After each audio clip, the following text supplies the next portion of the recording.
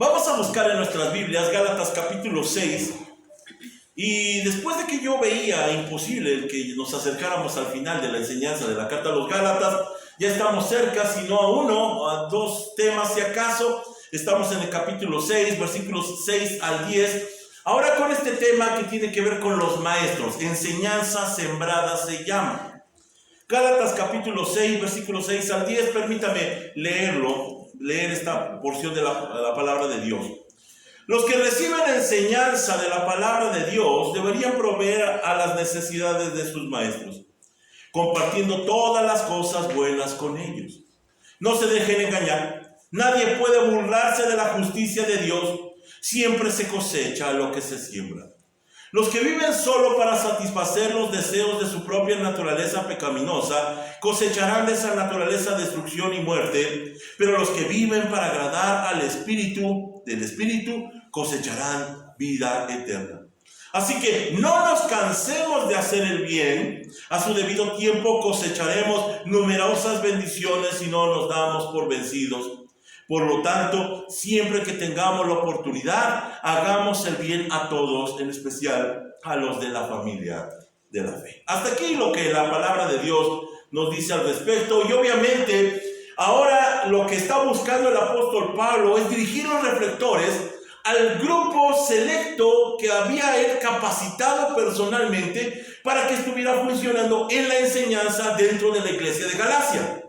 Estos maestros que habían entregado su vida para enseñar las grandes verdades del Evangelio, ahora parece que son desechados y rechazados, y Pablo entonces viene a poner todo esto en orden. Pero cuando vamos a hablar acerca de la enseñanza, tenemos que preguntarnos, ¿y qué es un buen maestro?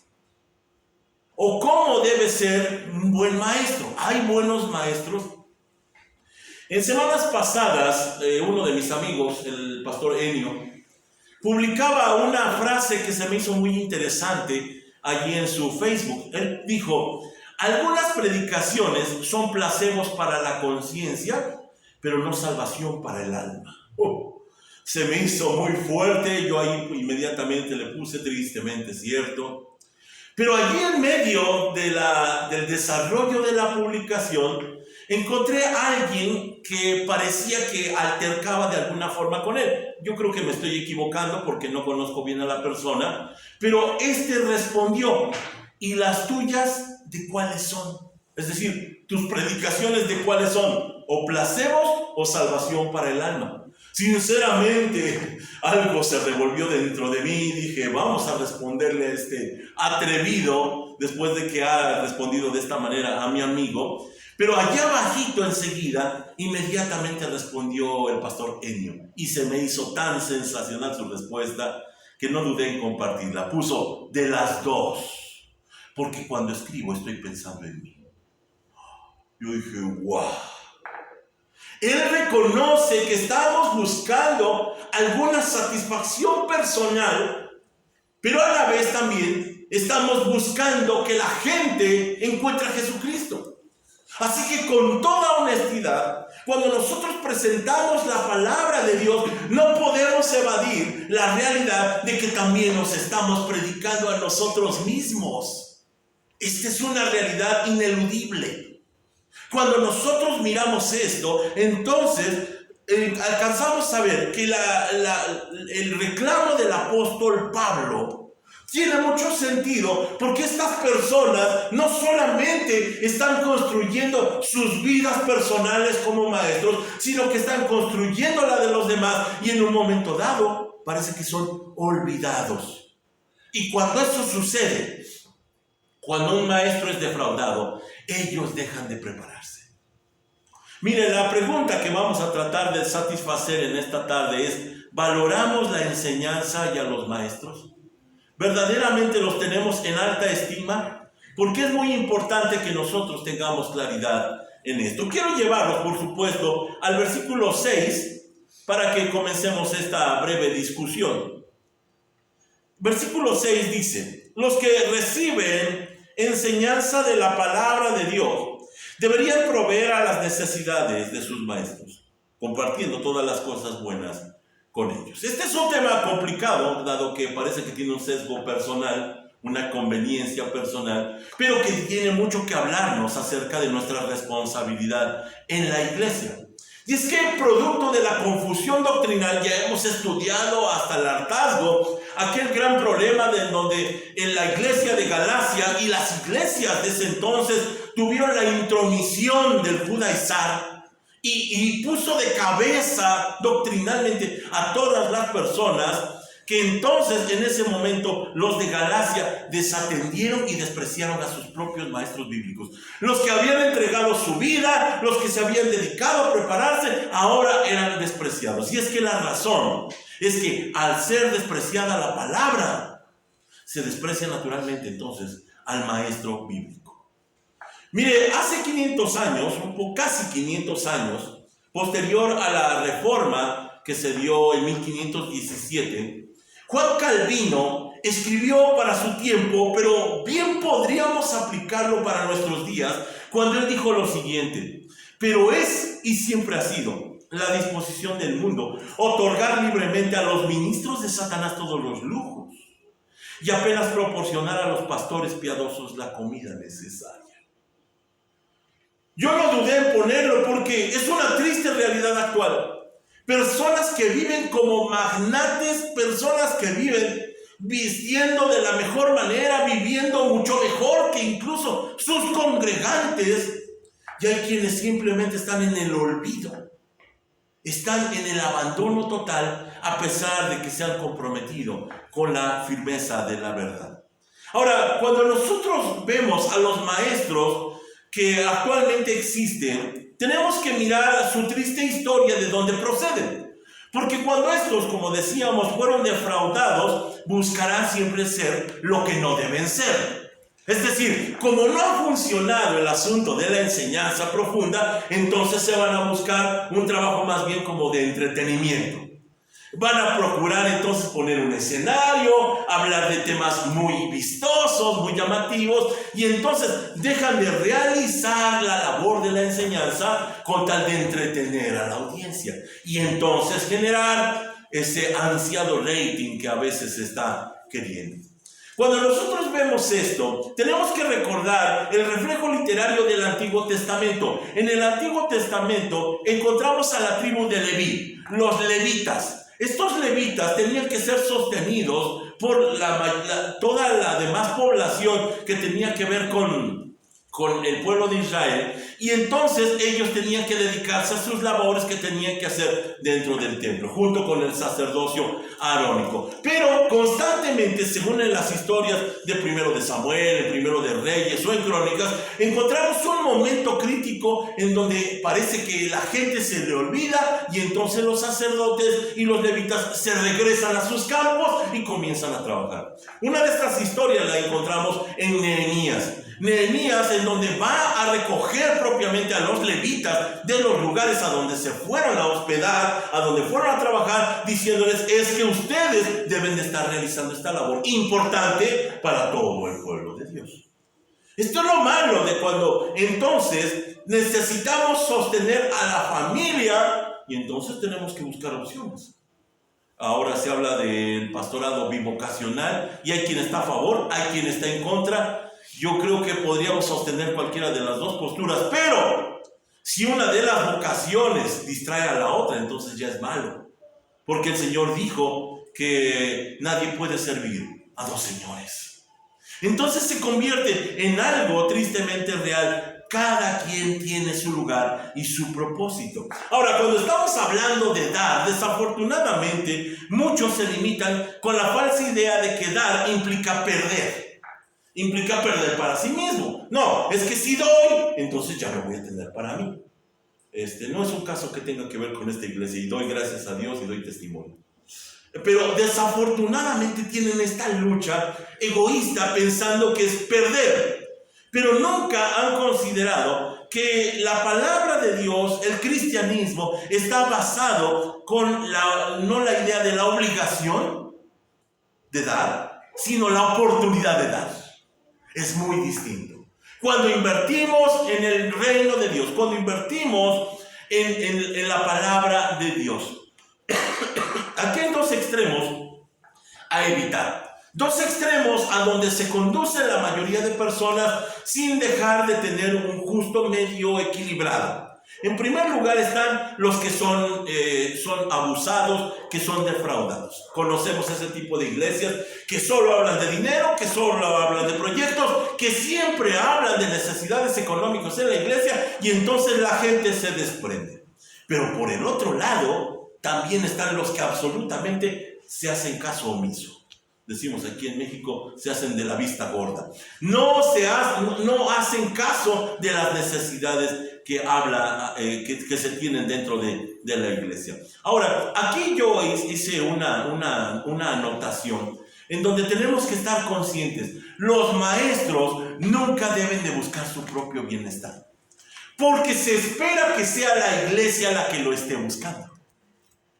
Es decir, más lejos de preocuparse él mismo por sus necesidades, es la iglesia la que debe de estar velando por el bienestar, en este caso del maestro o del predicador. Tenemos que evitar estos extremos. Ahora, yo he dicho constantemente en este lugar, he insistido en que la ofrenda debe de ser directa, debe de ser con un rostro. Incluso, alguna vez alguien se recordará, yo dije que si alguien quiere acercarse con una de mis hijas o con mi esposo y decir, bueno, hermana, no sé si tu esposo te dé dinero, pero aquí tienes esta ofrenda, es muy distinto a esa idea abstracta que se ha popularizado en las iglesias de ofrendar a Dios. Y entonces, al ofrendar a Dios, cambian todas las cosas. No se ofrenda ante la necesidad de una persona, sino se hace de manera un poco más liberal. Ahora, empezando desde que Dios no necesita nada, ese es ya un problema inicial, porque entonces muchos dicen, bueno, pues como Dios no necesita nada, pues ¿qué te parece si doy estos 20 pesos?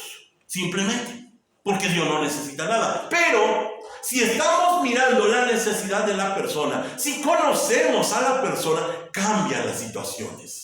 Así que siempre es recomendable tener en nuestra mente y en nuestro corazón a las personas a las que estamos ofrendando. Es cierto, ofrendamos para el reino, es cierto, ofrendamos a la iglesia, pero sobre todo ofrendamos a personas que están allí plenamente descritas.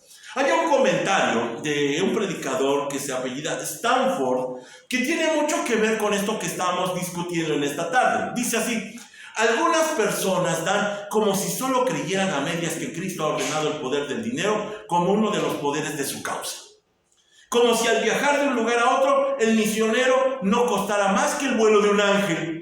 Como si el Felipe de hoy pudiera ser arrebatado por el Espíritu y luego de repente lo encontraron en Azoto, la ciudad a donde lo llevó el Espíritu Santo en el libro de Hechos.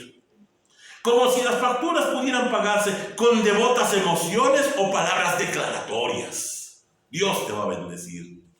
Como si las vidas pudieran sostenerse en el aire. Como si se pudiera esperar que los cuervos llevasen comida a los profetas que se desmayan. Como si los milagros de la providencia proveyeran ministros de gracia. Pero este no es el método de trabajo de Dios ahora. Debe proporcionar suministros de material para aparatos de material. Es decir, sí es cierto que nosotros debemos estar conscientes de la realidad espiritual, pero hay una realidad material que también se tiene que atender. Así que cuando esto está sucediendo, cuando nosotros perdemos de vista esto, suceden entonces grandes tragedias. Pablo insiste, cuando está hablando de los maestros, incluso a los corintios, con estas palabras: ya que hemos plantado la semilla espiritual entre ustedes, ¿no tenemos derecho a cosechar el alimento y la bebida espiritual? Yo recuerdo hace algunos años, y justamente se salió ahorita mi hija Abril, que cuando le preguntaron en el preescolar a qué se dedicaba su papá, ella simplemente dijo: él no trabaja, él solamente platica. Obviamente se refería a que predicaba. Pero posiblemente dentro de su mente, él decía que era tan natural la forma de vivir que entonces no realizaba labores como la demás gente. Ahí viene la dichosa mía. Así que esta idea desafortunada en ocasiones nos lleva entonces a especular que las necesidades allí dentro de la familia pastoral o dentro de la familia de los maestros no es tan cierta como que realmente están simplemente perdiendo el tiempo. Esto es absolutamente falso. El apóstol Pablo dice, si estás recibiendo un bien espiritual, tienes que pensar en los bienes materiales. Ahora, déjeme retroceder un poco atrás para mirar. Porque en el capítulo 6, pero versículo 1, el apóstol Pablo había hablado de los creyentes que caían. Si un creyente cae en medio de su descuido, ustedes que son espirituales, dice, vengan y restáurenlo. Ahora, estas dos ideas están enlazadas. La iglesia de Galacia había perdido la sensibilidad tanto que había descuidado a los hermanos más débiles de la fe, pero también a los maestros que habían sido los forjadores de su carácter, los forjadores de su conocimiento. Y esto nos demuestra que la iglesia se estaba desmoronando. Todavía tenían reuniones, todavía había todo este aparato funcional, pero la realidad es que estos dos síntomas demostraron, según el apóstol Pablo, que la iglesia tenía una crisis. Cuando pierde la sensibilidad entre los miembros y cuando dejan de proveer para el asunto de la enseñanza espiritual. Hoy las iglesias tienen muchas actividades. Y miren, pueden ser buenas actividades. Hay actividades para jóvenes, hay actividades para varones, hay actividades para mujeres, hay actividades especiales de todo tipo, pero desafortunadamente la mayoría de iglesias lo que está haciendo es sustituir al verdadero propósito de la iglesia, que es la hermandad y estudiar profundamente la palabra de Dios. Si estas dos se pierden, según lo que dice el apóstol Pablo, la iglesia se viene abajo. La iglesia entonces tendrá un gran problema, porque una iglesia se destruye cuando pierde su propósito. Una iglesia se destruye cuando ya no está cumpliendo su propósito. Y es que la enseñanza es tan elemental para el apóstol Pablo que él insiste en 1 Timoteo 5:17. Los ancianos que cumplen bien su función deberían ser respetados y bien remunerados. En particular, los que trabajan con esmero, tanto en la predicación como en la enseñanza. No recuerdo muy bien, ¿cómo dice en Reina Valera 60? Son dignos de doble estima. Incluso hay quien ha dicho que habla acerca de un doble sueldo o un sobresueldo. Como quiera que sea, pero para el apóstol Pablo, cuando alguien ha dedicado su vida al asunto del estudio, dice, bueno, a esos tienen que cuidarlos, porque están empleando el tiempo y el espacio para entonces estar preparándose adecuadamente. Y es que el bienestar y el progreso de la iglesia, escuchen, dependen de la enseñanza. No dependen de las buenas actividades o las muchas actividades. No dependen de un lugar cómodo, no dependen de sillas cómodas, no dependen de un buen equipo musical. Dependen de la enseñanza. Si la iglesia no tiene enseñanza, entonces no tiene caso todo lo demás. Hay desafortunadamente tantas iglesias que adolecen de buena enseñanza, de sana enseñanza, que se han acostumbrado entonces como aquellas personas que no comen bien. ¿Cómo se llaman las personas que no comen bien? ¿Perdón? Anémicos. Anémicos, pero cuando no... Los anoréxicos. ¿Sí son anoréxicos o estamos bulímicos? No, los anoréxicos. Son los que no comen y su cuerpo se acostumbró a no comer. Se acostumbraron a no recibir espiritualmente comida verdadera. Ya se acostumbraron a eso poco. En cuanto reciben una verdad, en cuanto reciben carne espiritual, en ese momento ellos se sienten entonces perturbados, porque no están acostumbrados a eso. Esto es desafortunado que esté existiendo dentro de las iglesias, porque al no existir buena enseñanza, se hace lo que se puede o lo que se quiere. Debemos de pugnar por la sana enseñanza. Aquí estamos ya casi entonces respondiendo. ¿Qué se espera de un buen maestro? Preparación. Que se esté preparando, que constantemente esté esté profundizando en la Escritura, que constantemente se esté preparando en forma personal para que entonces pueda funcionar en medio de la enseñanza. Ahora, usted me conoce, tengo problemas con el concepto de pastorado, este asunto de el liderazgo y la dependencia de muchas personas. Más bien yo creo en la buena enseñanza, en la enseñanza en donde estamos preparando a que la gente sea madura, a que la gente pueda resolver sus propios asuntos. Versículo 7, dice el apóstol Pablo, ojo, está hablando de lo mismo. No se dejen engañar, nadie puede burlarse de la justicia de Dios, siempre se cosecha lo que se siembra. Hay dos grandes aspectos en este pasaje. En primer lugar, Pablo demuestra su molestia con esas palabras cuando dice, están despreciando la palabra, están despreciando la sana enseñanza, van a perder algo muy valioso. Y dice, ojo, Dios no puede ser burlado. Antes de que vayamos al axioma que voy a presentar más adelante, el Dios no puede ser burlado. Es la advertencia a los de Galacia. Si rechazan la base doctrinal, si rechazan la verdad, entonces tendrán gravísimas consecuencias.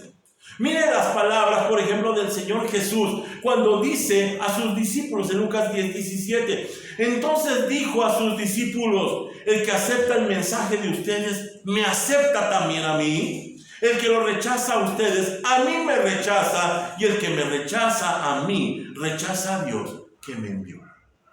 Coincide, calza perfectamente con lo que el apóstol Pablo está diciendo. Cuidado cuando rechazamos la palabra, cuidado cuando rechazamos a los maestros. También en el Antiguo Testamento encontramos al momento cuando el pueblo pide tener un rey, ¿se acuerdan? Que le tocó al profeta Samuel. Samuel es instruido por Dios y les dice, dale lo que piden, pero les añade, porque me están rechazando a mí y no a ti. Ya no quieren que yo siga siendo su rey. Qué delicado es cuando le damos la vuelta a la enseñanza. Qué delicado. Por eso Pablo dice, Dios no puede ser burlado. Dios mira lo que están haciendo, iglesia de Galacia. Están rechazando a los maestros, están rechazando la verdad, están rechazando la palabra. Esto se les va a revertir. Esto va a tener terribles consecuencias. Por último, nuevamente el Señor Jesús en Lucas 17 añadió, porque los que trabajan merecen recibir su salario. Ahora, todo esto empata en el pensamiento de lo que el apóstol Pablo en la primera carta a los Corintios, una de estas iglesias que está teniendo problemas en establecerse o en aceptar la autoridad pastoral y apostólica de Pablo, les dice, ¿no se dan cuenta de que los que trabajan en el templo obtienen sus alimentos de las ofrendas que se llevan al templo, y los que sirven en el altar reciben una porción de lo que se ofrece como sacrificios? Del mismo modo, el Señor ordenó que los que predican la buena noticia sean sostenidos por los que reciben el beneficio del mensaje. La pregunta sería, ¿de dónde sacó el apóstol Pablo que el Señor había ordenado que se sostuviera a estos predicadores? De lo que acabamos de decir de Lucas. El siervo es digno de su salario. Es necesario entonces que sean atendidos. Ahora, esto es en primer lugar con los maestros, pero aquí hay un axioma. El axioma es que se siembra lo que se cosecha. Esto lo entendemos bastante bien. Lo hemos visto, sobre todo si tenemos muchos años de vida en esta tierra. Es un principio universal de causa y efecto. Todo aquello que nosotros hacemos hoy va a tener repercusiones en el futuro. Va a tener consecuencias o bendiciones según sea el caso. Así que en ese momento Pablo está declarando que el futuro depende de la elección presente. O tendrán corrupción o tendrán vida eterna. Aquí se desprenden dos grandes verdades. En primer lugar, nuestra vida presente es el tiempo de siembra de una cosecha eterna. El tiempo de hoy. Hoy estamos sembrando. Y entonces la pregunta es, ¿qué estamos sembrando? Si estoy sembrando trabajo para sustentar a la familia, ese trabajo no va a ser suficiente para sustentarlos eternamente. El Señor Jesús dijo, el que beba de esta agua volverá a tener sed. Pero el que beba del agua que yo le daré, no tendrá sed jamás. ¿En qué estamos invirtiendo? ¿En lo temporal o en lo espiritual? ¿En lo que es pasajero o en lo eterno? Porque según el apóstol Pablo, hoy estamos en tiempo de siembra para el futuro tener una cosecha eterna. Es muy claro, sobre todo cuando nosotros pensamos o queremos prevenir acerca de los 60 años, 70 años, 80 años. Y nos encanta la Coca-Cola. O nos encantan algunas cosas que no deberíamos consumir. Hoy lo disfrutamos, hoy estamos felices, hoy nos reímos y nos carcajeamos. Pero el día de mañana tendrá que cobrar la factura. Todo aquello que sembramos tendrá consecuencias en el futuro. Segunda gran verdad, la calidad de la cosecha depende de la siembra actual. Es decir, lo que recibamos. Déjenme explicarlo de esta manera. La cosecha multiplica lo sembrado. Buenas noticias o malas noticias. Si estamos sembrando mala semilla, si estamos tomando malas decisiones, si piensa que hoy le está yendo mal, le tengo una pésima noticia. Le va a ir peor en el futuro. Las cosas no van a mejorar. Las cosas no van a ser mejores. Porque estamos sembrando para lo temporal. Porque estamos sembrando para lo pasajero. Porque estamos sembrando para la comodidad, para el egoísmo. Será peor en el futuro. O por el lado contrario. Si nosotros sembramos buena semilla, dice el apóstol Pablo, que cosecharán vida eterna. Hermanos míos, esto tiene entonces que hacernos pensar en el hoy, cuando tenemos que reconocer que nos puede ir mejor o peor en el futuro de acuerdo a lo que hoy estamos haciendo. Y si hoy estamos haciendo pésimas inversiones, ya tendremos entonces que tener consejerías en el día de mañana diciéndole, pues sí, tuviste oportunidad para hacer las cosas bien antes, hoy ya no se puede arreglar. Hoy ya es difícil, hoy ya es complicado, porque ahora se ha multiplicado esa semilla y entonces se está generando conflictos o bendiciones. Versículo 8, el apóstol Pablo lo pone más difícil todavía. Los que viven solo para satisfacer los deseos de su propia naturaleza pecaminosa cosecharán de esa naturaleza destrucción y muerte. Pero los que viven para agradar al Espíritu, del Espíritu cosecharán vida eterna. Mire, ya está siendo más claro. Él está diciendo, de Dios nadie se burla. Si ustedes se dedican a sembrar para la carne, cosecharán destrucción y muerte. Pero si se dedican a sembrar para la vida, cosecharán vida eterna. Ahora, déjeme entonces retomar la parte negativa. Sembrar para la carne es egoísmo pasajero. Sí, nos la pasamos muy bien hoy. Sí, es cierto, hoy estamos cómodos, hoy estamos felices, pero es un placer momentáneo, es un placer corporal. Y ojo, cuando alguien está viviendo de esta manera, solo para el día de hoy, lo eterno no cabe en su mente. No está pensando para el día de mañana, no se está preparando. Hoy doy gracias a Dios porque aquí hay jóvenes. Y si están escuchando la palabra, hay cuando menos un elemento de esperanza y de certeza de que el día de mañana será mejor, porque están sembrando para la vida eterna. No están sembrando egoístamente. ¿En dónde podrían estar? Podrían estar en muchísimos lugares, mucho mejores, más divertidos, pero definitivamente la elección que hoy realizan entonces está demostrando que está lo eterno impregnando su mente y su corazón. Y demuestra algo tremendo. Esta persona que es egoísta es un amante del placer más que de Dios. Tanta gente, perdón, se llena la boca con las palabras de estar diciendo, es que yo amo a Dios, pero en realidad vive tan egoístamente que nos hace dudar definitivamente.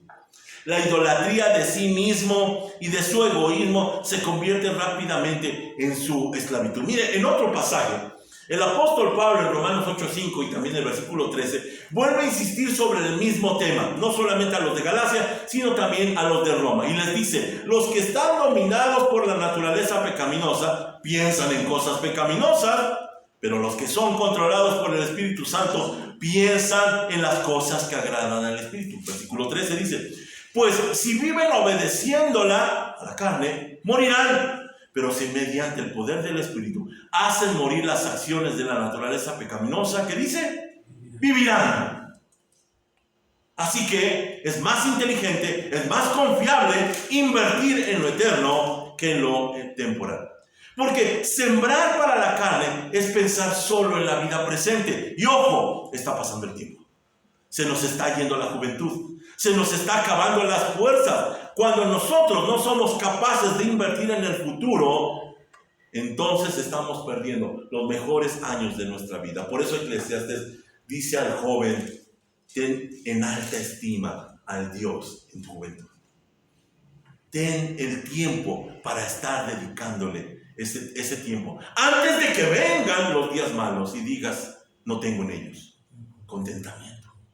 Así que nosotros estamos cosechando cuando somos bien entrenados, cuando estamos aprendiendo buena enseñanza, estamos preparándonos para la cosecha de la vida eterna. Ahora, aquí hay algo muy interesante. El versículo 9 dice el apóstol Pablo, aquí está entonces la indicación. Así que no nos cansemos de hacer el bien. A su debido tiempo cosecharemos numerosas bendiciones si no nos damos por vencidos. Otra vez tenemos que descenderlo al caso de los Gálatas, porque hay un gran problema con los de Galacia. Los de Galacia ya desecharon a los hermanos débiles en la fe, ya desecharon a los maestros, ya desecharon la sana doctrina y están tan emocionados con la religiosidad del judaísmo que entonces han perdido toda sensibilidad, todo buen camino, y Pablo entonces les vuelve a insistir: hagan caso de hacer el bien a su debido tiempo y no se den por vencidos. No dejen de perseverar. Lo que sembraron en el pasado, ahora tiene que dar buenos resultados. Y Pablo dice que la siembra de buena enseñanza debe generar forzosamente buena cosecha. Es decir, dejen ese judaísmo y esa religiosidad y vayan a las bases a las que fueron enseñados. Eso es lo que hay que cosechar. Eso era momento de cosechar, desechando la falsa enseñanza. Y es que no perseverar, hermanos míos, es mediocridad. Hay ocasiones en que nosotros tenemos tantos proyectos a medias, tantos proyectos abandonados. Eso es mediocridad. Los Gálatas habían abandonado la enseñanza del Evangelio. Se habían preparado no sabemos por cuánto tiempo y a la mera hora le dieron la espalda. Y dice Pablo: ¿qué caso tiene tanto esfuerzo, tanta lucha? Él mismo dice: tengo que sufrir dolores de parto nuevamente por ustedes. Definitivamente se estaban equivocando los de Galacia. Y es que tenemos que reconocer que es una tragedia preparar la siembra y no cosechar. Esto también es posible. No nos asegura el que estemos invirtiendo en sembrar buena enseñanza si el día de mañana, cuando sea el tiempo de la cosecha, no echamos mano de la vida eterna. Si corremos al usurero, si corremos inmediatamente a solucionar los problemas y no confiamos en el Cristo que nos enseñaron, sino confiamos en el Cristo al que fuimos instruidos. Es una tragedia entonces preparar la siembra y no cosechar. No sirve de nada una sana enseñanza si no hay aplicación adecuada, si no se lleva a cabo. Y Pablo invita a los Gálatas a poner su atención en sus bases bíblicas. Ahora, para terminar, el versículo 10, cuando Pablo va a retomar con las siguientes palabras, no está perdiendo el hilo conceptual, no está perdiendo el hilo literario. Mire lo que dice el versículo 10. Por lo tanto, siempre que tengamos la oportunidad, hagamos el bien a todos, en especial a los de la familia de la fe. Mire, lo que está hablando el apóstol Pablo del gran problema de Galacia es que se habían fragmentado. Habían dejado a los hermanos débiles, habían abandonado a los maestros, y en ese momento Pablo tiene que hablarles nuevamente de la unidad. Porque la unidad de la iglesia depende de la valoración de sus miembros que la componen. Tanto maestros como las personas nuevas. Tanto los que están más avanzados como los que apenas van aprendiendo. La valoración de todas las personas, porque en la iglesia unos y otros para Cristo son todos valiosos. Y entonces llama su atención. Cuidado con lo que están haciendo cuando al estilo del antiguo pacto, cuando al estilo de los judaizantes jerarquizan a las personas como valiosas o no valiosas, y entonces se pierde la unidad de la iglesia. En la iglesia, el apóstol Pablo insistió, ya no hay gentil, ni griego, mujer, ni varón, ni esclavo, ni libre, sino que todos somos uno en Cristo. Así que cuidado cuando nosotros estamos entonces rompiendo esa valoración de los hermanos. Pero aquí también utiliza una analogía. En la predicación anterior estuvimos viendo cómo habla, no, fue más anterior, hablaba del cuerpo, el cuerpo de Cristo, pero ahora utiliza otra analogía, la familia. Esta analogía es muy poderosa y lo sabemos. Quien tiene una familia sabe lo importante que es la familia. Y Pablo propiamente dice que cuando habla de una familia espiritual, dice que esa es la que debe de recibir la mayor de las comprensiones, la mayor de las valoraciones. Ojo, no estamos diciendo que vaya y se deshaga de sus compromisos familiares según lo que tenga. No estamos hablando de eso. Pero sí dice que debemos de valorar la familia de la fe de una manera muy especial. ¿Por qué la familia que Cristo nos compró? ¿Por qué la familia que Cristo nos incluyó? Es la familia con la que estaremos en la eternidad. Es la familia con la que estaremos el día de mañana por siempre. Mire, esto lo entendí cuando en alguna ocasión en una iglesia allá en Cuernavaca, una familia muy molesta me pidió el tiempo para despedirse de la iglesia porque se iban muy molestos de la iglesia.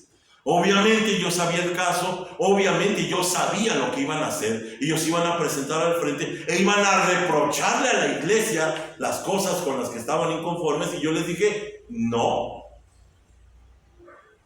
porque la iglesia no tiene por qué recibir sus insultos. Así que les dije, miren, terminando el culto, si ustedes quieren subir y hablar, lo van a hacer a su nombre. Y así lo hicieron. Pasaron al frente. Parece que como que les cayó el 20, no dijeron tantas cosas negativas. Pero al final se me acercaron y me dijeron, yo esperaba que mi pastor o el pastor que me había estado pastoreando hiciera una oración por nosotros y nos despidiera en paz. Y le dije, bajo tus circunstancias no es correcto. Porque estás despreciando a la familia de Cristo. Si tuvieras un problema conmigo, está bien. Pero estás despreciando a la familia de Cristo. Y eso no lo puedo aplaudir. Esto tenemos entonces que tenerlo muy claro cuando hablamos de nosotros como el cuerpo de Cristo. Una de las cosas que he tenido que entender cuando viene un mensaje de fuera, cuando viene una habladuría de fuera, un chisme, para decirlo así, de uno de los miembros de la iglesia, es escucharlo y decir, sí, está bien, lo vamos a ver. Pero la verdad es que quien tiene mi mayor aprecio es la persona que está aquí dentro, porque se espera que la conozco. Puede ser que sea cierto eso, pero no le voy a dar el gusto a la persona de que manche la reputación de mis hermanos. Porque aquí nos conocemos mejor, aquí nos preferimos mejor. Este es un asunto de lealtad. Y Pablo está peleando eso. ¿Dónde quedó la lealtad entre ustedes? Ahora prefirieron a los grandes maestros de la ley. Tienen que regresar a amarse los unos a los otros. Déjeme terminar entonces con esta historia de un tal Thoreau. Es un hombre, es un escritor que me llamó mucho la atención lo que él decía en su comentario. Dice así: en 1662, la ciudad de Eastman acordó que una parte de cada ballena arrojada a la costa fuera dispuesta para el apoyo del ministerio. Mire, déjeme detenerme acá. Lo entendió bastante bien, sí. Si la playa o la tormenta lanzaba una ballena, bueno, el ministro entonces tendría un derecho a esa ballena para sostener su ministerio. Él sigue diciendo: los ministros se deben haber sentado en los acantilados en cada tormenta y observar la orilla con ansiedad, pues para tener cómo sostenerse. Y él todavía añade: y por mi parte, si fuera ministro, preferiría confiar en las entrañas de las olas para lanzarme una ballena que en la generosidad de muchas parroquias rurales que conozco. Qué triste cuando muchas personas están recibiendo las migajas de su propia congregación. Doy gracias a Dios que aquí hay una conciencia distinta. Pero damos gracias a Dios sin duda alguna por las personas que tienen en alta estima. La iglesia La Capital es una de ellas. Esa iglesia que solamente porque su pastor me conoce, solamente porque su pastor es mi amigo, y miren, siendo sinceros, nunca fuimos grandes amigos, fuimos más bien conocidos, fuimos compañeros. Y cuando yo le platicaba algunas de mis inquietudes, algunas de mis necesidades, él me dijo, déjame platicar esto, déjame ponerlo en oración. Y esta iglesia nos ha bendecido tanto, porque sabe, se compromete, entiende el trabajo, y yo doy gracias a Dios por ello. No me piden nada, yo mando algún informe, pero realmente no me ponen ningún requisito. Hay personas que entienden su propósito, y yo he platicado con el hermano Enio y le he dicho, yo oro al Señor porque un día nosotros podamos hacer lo mismo por otros pastores.